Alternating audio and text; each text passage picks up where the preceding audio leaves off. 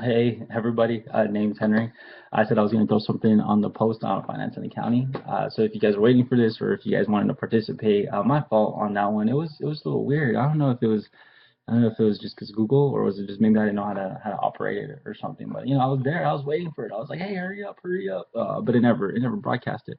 So my fault on that one. But to kind of just get into this and just for a warning though, for those people that are thinking that this is going to be entertaining, with lights and sound effects and everything like that. Well, I do got some music going on, so I don't know if you can hear that or not. But aside from just the music, if you're thinking about this is going to be some crazy, someone jumping off a roof or something like that, you probably best to turn the channel on this one because this is going to be pretty dry and pretty boring. So my apologies if you're trying to get something a little bit more entertaining on this one.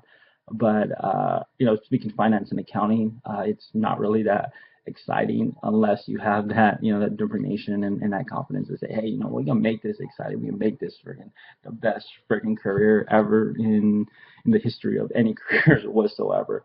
But aside from having that perspective on what this career has to offer than anyone else, my fault on not being able to make this as exciting as it probably can be and probably should be, just because that's what we're kind of into sometimes. Is just let's get something that's a little entertaining. And looking at this weird face right here is probably entertaining entertaining enough.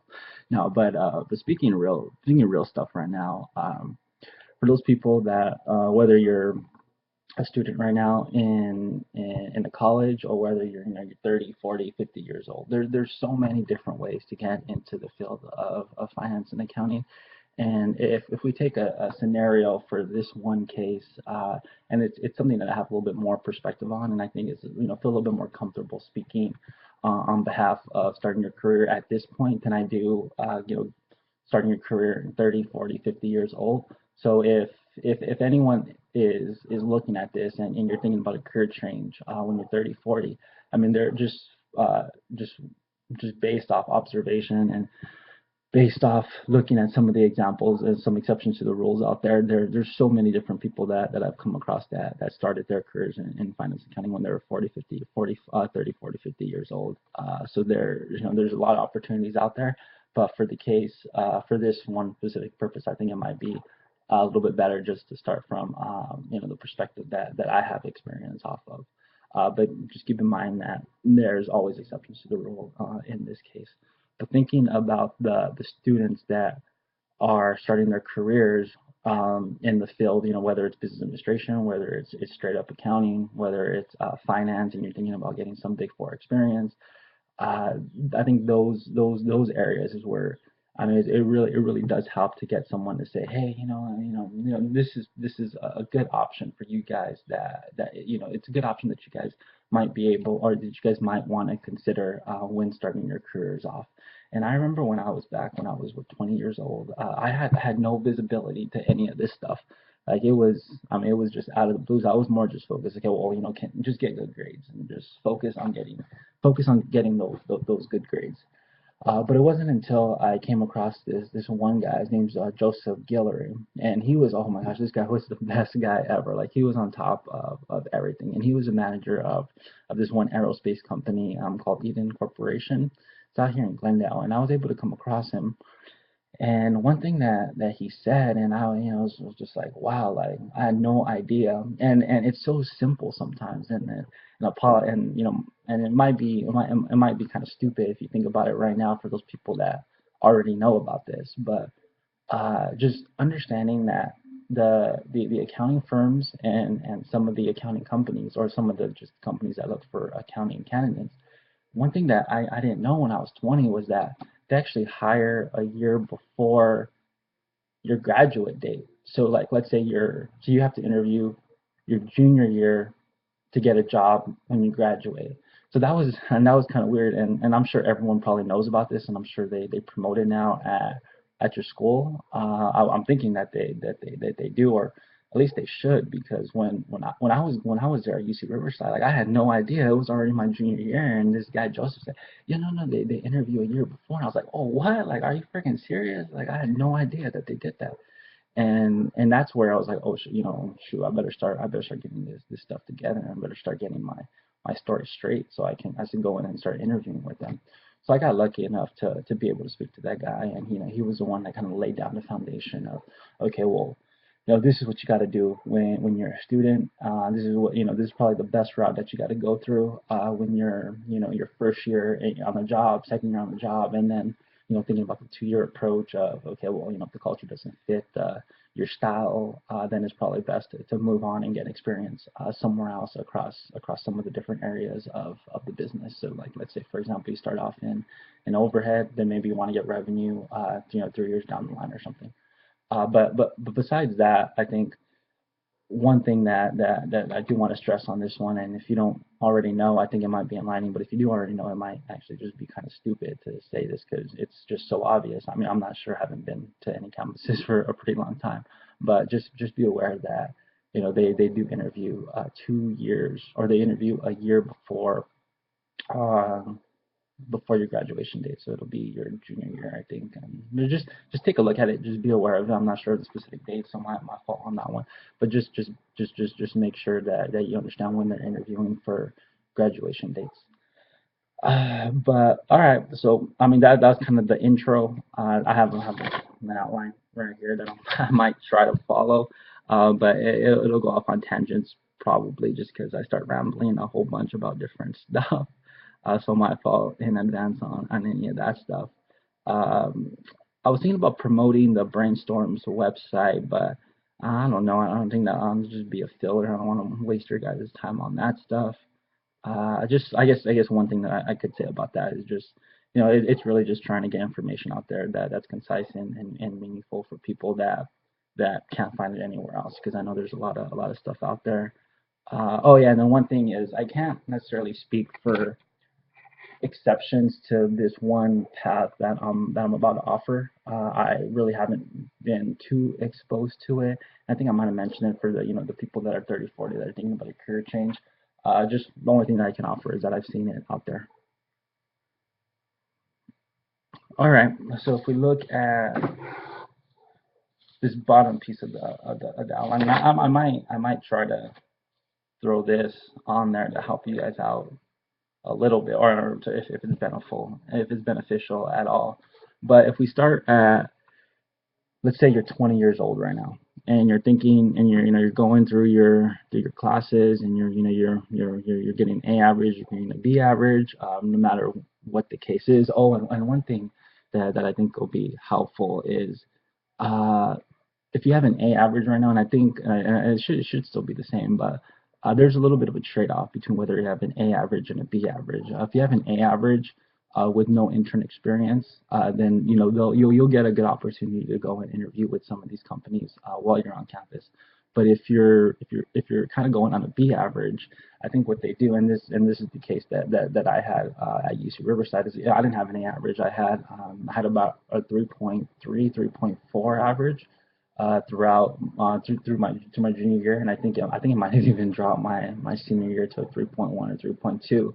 But one thing that helps mitigate any risk on their side on whether you're a good candidate or not, when just looking at your grade point average, is they'll look at an internship experience that you have. So if you have internship experience with a 3.1, 3.2, 3.3 average, then I think then they should be able to consider you as a viable candidate. But one thing during the interview process that's crucial if you fall into that scenario is that you have to really let them know that what's going on, and you can speak to kind of what you're getting into. And I think that's more of a different discussion for a different day. But I mean, I can speak on this forever on this stuff. But I think one thing that is important that students do when interviewing on campus for some of these high profile positions within the finance and accounting realm is that you go and whether it's through talking to people or whether it's just reading up on the industry and some of the good work habits that really help you to be a successful employee, is just understanding what that means. And I think I can stress the point here a little bit, but it does get a little bit involved.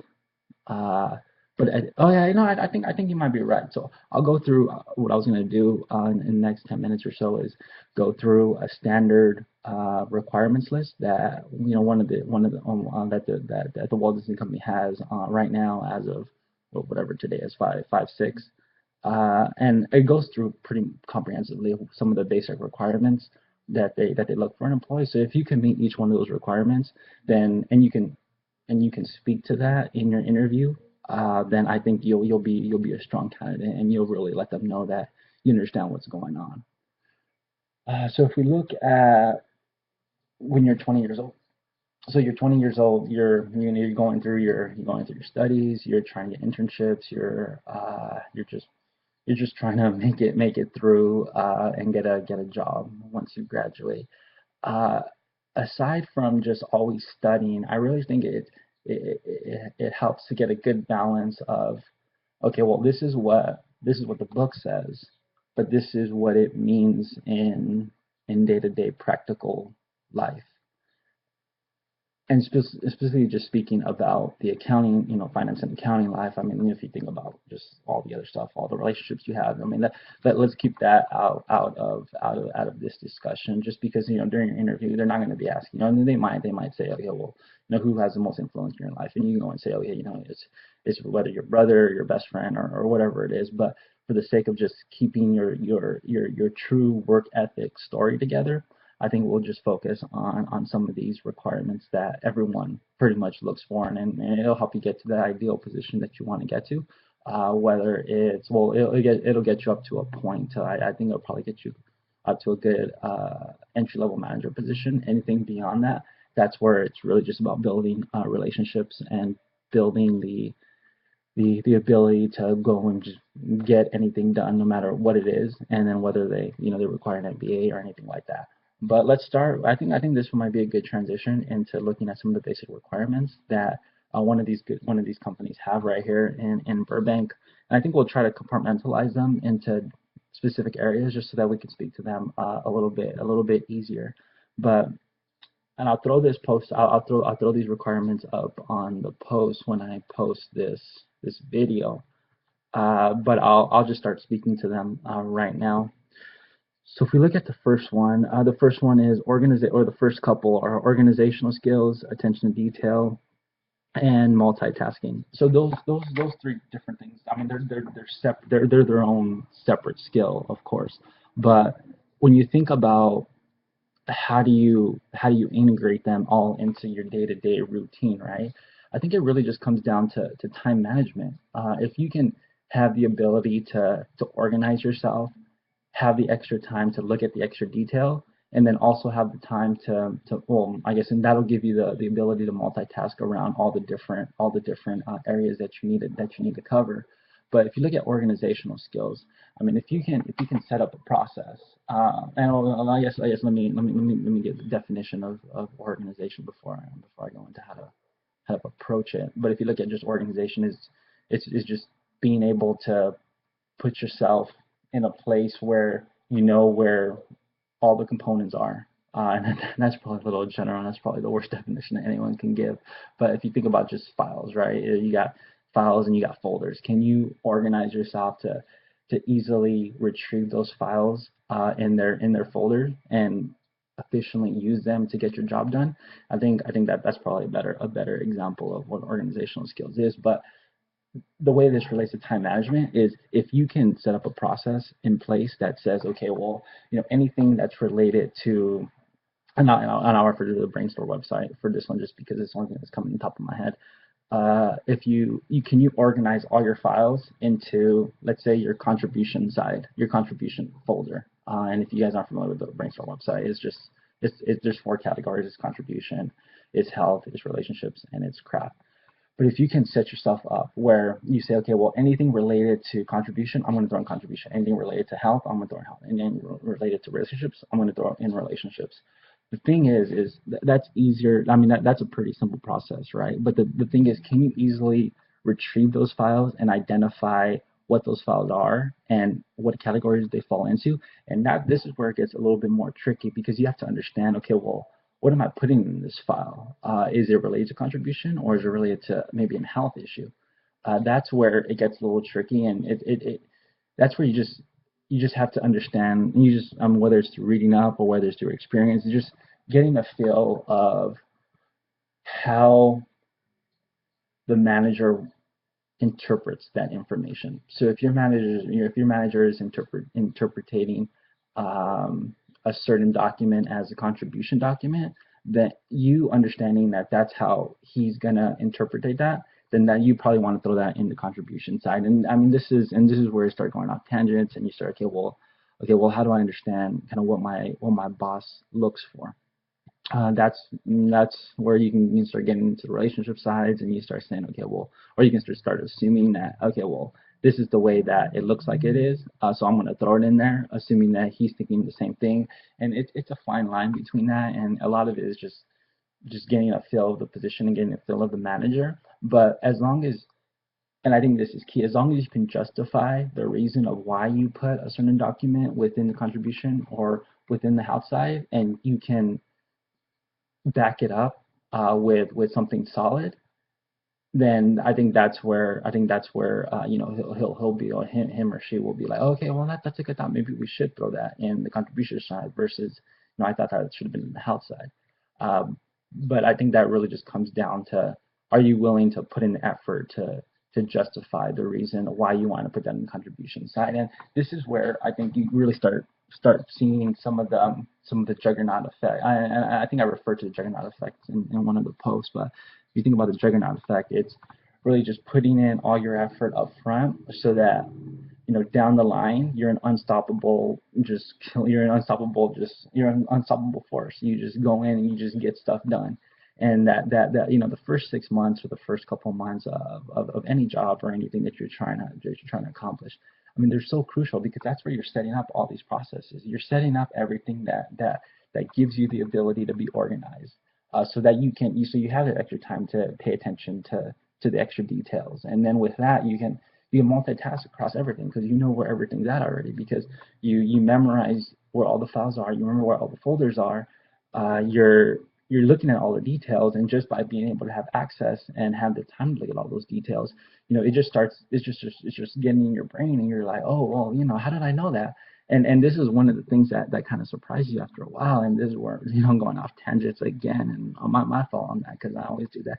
But you start looking at all this detail, and you're like, whoa, like, yeah, I didn't know. I'm like, they you know, they have $20 million in costs, and even though you're not supposed to be looking at that stuff, but you know, it starts getting in your brain, and you're like, and then all of a sudden, you know, 3 months down the line, someone asks you like, oh, well, take a look at the cost, and you're like, oh yeah, you know, it's $20 million cost, and then, you know, they really get impressed by some of that stuff. But the key to all this is really just being able to just say, all right, you know what, I'm just gonna frick everything else, and I'm gonna just go all out on this information, and it's there, and no one's gonna force you to do it. The only thing that people are going to see is they're only going to see the results. No one's going to ask you about all the other small details that you went through. But those small details, I mean, they get pretty important, especially when you're starting your career. When you're looking at manager positions, you're looking at, you know, directors and stuff like that. Some of that details you have to leave it up to your staff, and you have to just be able to speak to it high level. But when you're starting off your career, which is, you know, the main point of this one, is if you put in that time to be able to go in and say, okay, well, you know, yeah, no, I know all this stuff, even though you might not even have the opportunity to express it, as long as you understand what it is, there's going to be an opportunity that comes up where you're going to be able to express that knowledge and say, okay, well, you know, I know what's going on, and this is why I'm gonna just go crazy on this next position if you give me the opportunity to interview, or if you give me the opportunity to work with you guys. And it just gives you that confidence. I think I'll just leave it as that. Is, you know, as long as once you have all this information, you're just be like, you know, damn, I just know, I know so much about this stuff. I might even know more than, I'm not going to jump the gun and say I know more, you know, that you know more than the manager, or that I'll know more than the manager, because that's not going to be the case, because it's a different role. But it gives you a confidence boost to be able to speak to what you can truly bring to the table.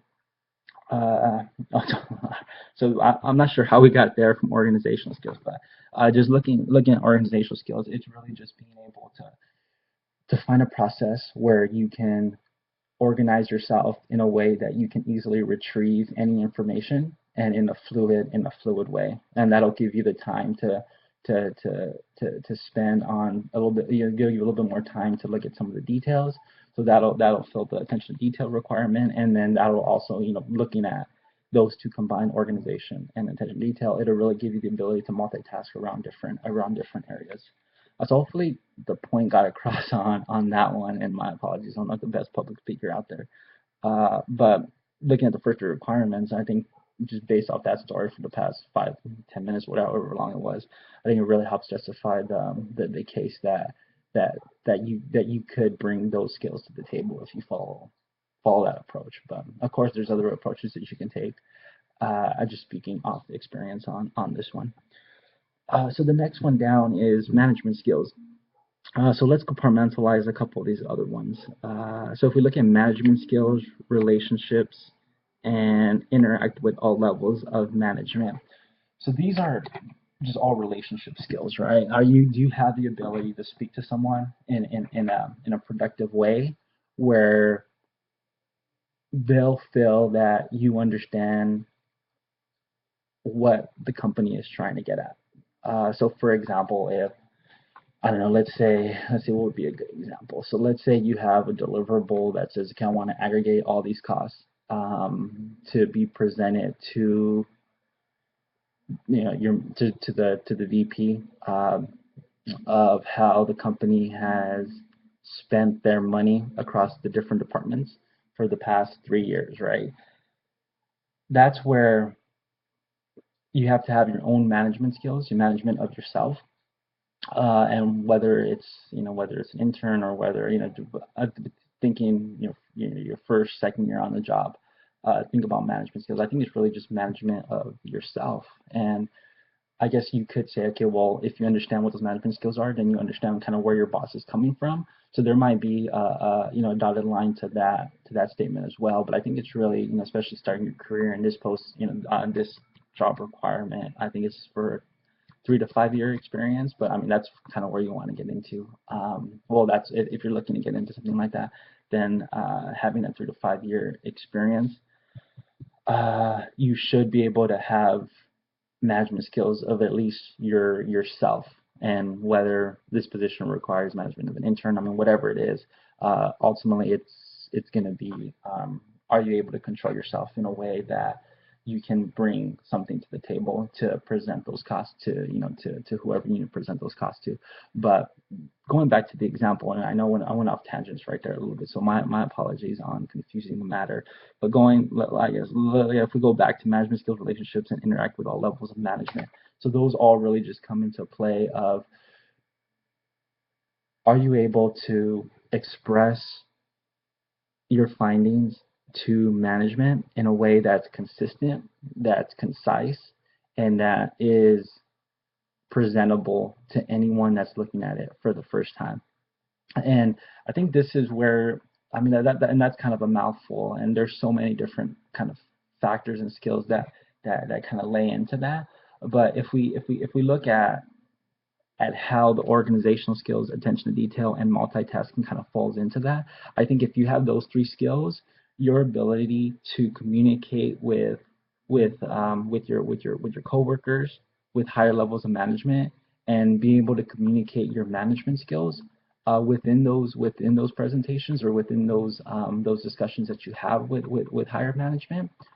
If you have those 3 initial skills of the organization, the attention to detail, and the multitasking, they kind of come hand in hand. If you can speak to any file that you have in your folders, and you understand them, and you put the effort to really understand them, and that's where it'll show that you did pay attention to detail, because you have them all in that folder. You looked at them. I mean, and it's not just putting in the folder, of course. It's you understand the components that are driving every single result within that file. That's within that, that's that you categorize as contribution or health. If you understand all that stuff, if you paid attention to the details of it and you can speak to it and you can memorize it, and you said, okay, well, not just that, I looked at the craft side as well, I looked at the health side. If you can speak to the entire the whole thing, if you understand the whole world and you put in that effort to understand the whole world, your management skills and your communication across different management levels just kind of just come naturally. And it does get a little, I mean, you do have to have a little bit experience, and it'll come naturally, of course, because different managers have different perspectives on how to present results. But as long as you can justify it in a way that, okay, well, this is what I'm talking about, then that's where those conversations start to become productive. And they'll come in and say, okay, well, maybe we'll put this somewhere else, and that's just part of the process. But as long as your foundation and the core of what your work ethic is, which is your organizational skills, your multitasking, and your attention to detail, as long as those three core aspects are still there, then any review notes or anything that might not be correct during that one presentation, they'll still respect you for it, because they understand that, okay, you do know what you're talking about. It's just my preference that I want this in one area versus the other. But that shouldn't affect you whatsoever, because that's because you did your job. You did what an analyst was supposed to do. It's their job to make the executive decision. But as long as you can understand that, and I think that's what they're referring to here, is do you understand where management is coming from? If you can understand that it's okay to make that one, I guess, pagination mistake on that presentation, then your feelings aren't gonna get, I mean, if you know that, then that means your feelings, hopefully your feelings don't get hurt. And I think that's what they're trying to express here is, can you work with management so that you don't take it so seriously and it's okay to make some of those mistakes. But as long as you can bring the core values and the core work ethic to the table, then I think you'll probably be covered in most situations. So those are two areas. So you have your core values, which are the first three, and then you have expressing those core values through management skills, through relationships, and through interacting with different levels of management. And then I guess another one is, and this is right in the middle. If we look at qualitative and analytical skills, attention to I mean, that's really just attention to details. Or can you make sense of the data that's presented right in front of you? And that's just a matter of, and this really isn't a skill that someone is learned with. It doesn't feel like, I don't think, I definitely wasn't, I wasn't born with it at all. It's something that you just start learning, and you start learning it by looking at those details and looking and having that extra time to say, okay, well, this is what the spreadsheet is telling me, and this is what I think it means, and it could be right, and it couldn't be, and maybe it's not right. But that's where you start interacting with your boss and say, well, what does this mean? And you start asking questions and stuff like that. But if you look at analytical skills, I think it's really just paying attention to details. It should be just as simple as that. Those kind of come hand in hand. And then lastly, and I know we're coming up on the 30 minutes, and well, I spoke for 30 minutes. And I told you, my apologies on the tangents, because trying to make this a little bit more concise. But if we look at the last two, it's high level energy and self-driven and independent thinker. And that's just as simple as, that's part of your core values, right? Can you go in and can you self-guide yourself into having the ability to organize yourself, to look at those specifics, and to be able to present those specifics on your own to any levels of management. And if you can stay true to the foundation of your work ethic, I really think that the high level energy and the independent thinker kind of just comes on its own. And that's where you start getting encouraged by what you're finding when you're taking that extra effort to understand, okay, well, what does this mean? You start looking at different things. You start like, well, oh wow, like, we had $300,000 of revenue. Well, what was the driver of $300,000 of revenue? You'll say, okay, well, oh wow, it was this one movie, it was this other TV show. Like, oh wow, I didn't know we had that TV show. And that's where you say, okay, well, what is that TV show? You start looking, you do a Wikipedia or whatever, whatever you got to do. You're like, oh wow, it's like Muppet Babies. Like, I didn't know muffin babies make that much money and stuff like that. And and if you can start digging up and start like, yeah, well, what does this all mean? And you start looking at just the roots of the business, and you start looking at the roots and say, okay, well, if you can speak to the roots and you understand the components that make up the tree or make up whatever it is, but if you understand kind of what everything is made up of, then everything else it just comes natural. It just comes like gravy. You're just like, okay, well, if you want to understand how how the leaf is made, well, you have root A, root B. You have some water that gets sprinkled on it, and you have some of the soil, and bam, it produces a leaf, right? It's kind of the same concept. Is as long as you understand kind of what the grass is and what the soil is and what the root is, and that's the equivalent to your foundation, your core foundation. Then everything else just it's just a matter of presenting yourself in a way that you understand that stuff. But other than that, I mean hopefully this was helpful. It's more just it was more tailored towards on the job stuff. And if you're an intern right now, or if you're a 19-year-old, 20-year-old trying to look for an internship, this might not be that useful for today. But as long as as long as you understand kind of the perspective that this video is presenting, and you can present kind of that perspective, or just use it as a way to say, okay, well, these are some of the thoughts that I've been thinking about in my work ethic in this internship, or in this first job. Then I think that'll really help, because on that first job, they're not going to expect you to have all this experience whatsoever. But as long as you can speak to where you're coming from, and you understand, okay, well, what does the job actually require, and how you can bring, those core values to what you have to offer, I think that'll give you opportunity more than anyone else to help them out in anything that they need to get done.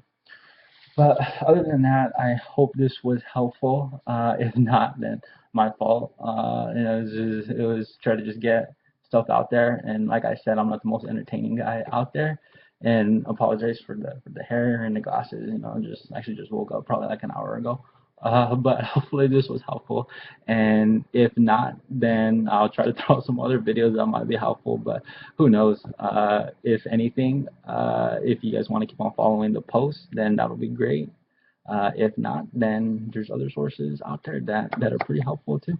But I'll catch you guys the next time, and take care. All right. Once again, this is Henry, and thank you all for watching. Take care.